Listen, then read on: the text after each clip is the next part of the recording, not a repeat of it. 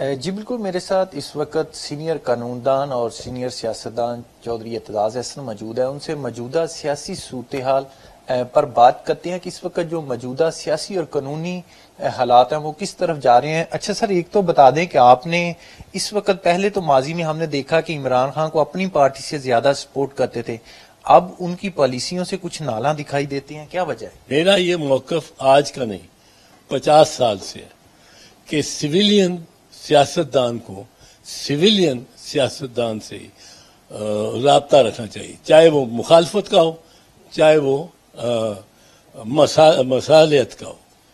اب اگر ہم جا کے انصاف مانگیں گے ہی تھرڈ پارٹی سے، تو تھرڈ پارٹی کو تو اندر آنے کا اور ایک موقع ملے گا۔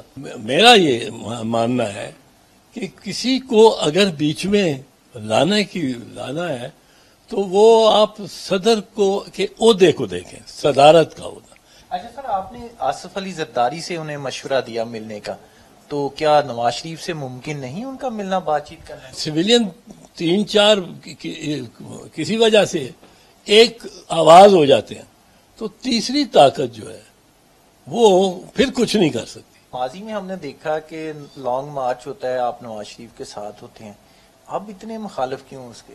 لانگ مارچ میں نواز شریف ہمارے ساتھ تھا، وہ تو اپنے گھر سے نکل ہی نہیں رہا، وہ تو انتظار ہو رہا تھا کسی سفارتکار کے فون کا۔ میں یہ سمجھتا ہوں کہ میاں صاحب کی طرف سے کئی بیانیے غلط ہیں۔ یہ بیانیاں کہ جی پاناما سے نکلے اور اقامہ میں آ گیا، اقامہ تو بہت بڑا جرم ہے۔ یہ بتا دیں کہ جو 2024 کا انتخاب ہے، اس کو کیا آپ فراڈ سمجھتے ہیں؟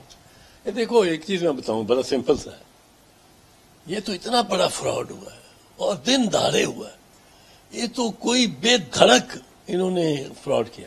18 میں بھی آپ سمجھتے ہیں کہ سلیکٹ کیا گیا تھا؟ 18 میں بھی، 13 میں بھی، 18 میں بھی، 24 میں بھی، یہ ان میں یہی ہوا ہے۔ 2008 کی ایک جینوئن الیکشن تھی۔ بہت شکریہ، آپ نے سینئر قانوندان اور سیاستدان اعتزاز احسن کی بات سنی۔ ان کا کہنا ہے کہ بانی پی ٹی آئی کو بجائے اس سے کسی تیسری قوت کی طرف دیکھنے کے، جو ایک سیاسی ڈائلاگ کی طرف جانا چاہیے، اس کے لیے سب سے بہتر آپشن جو ہے وہ صدر پاکستان ہے، اور صدر پاکستان کے ذریعے جو ہے وہ بات چیت کا جو مرحلہ اسے آگے بڑھانا چاہیے۔ جی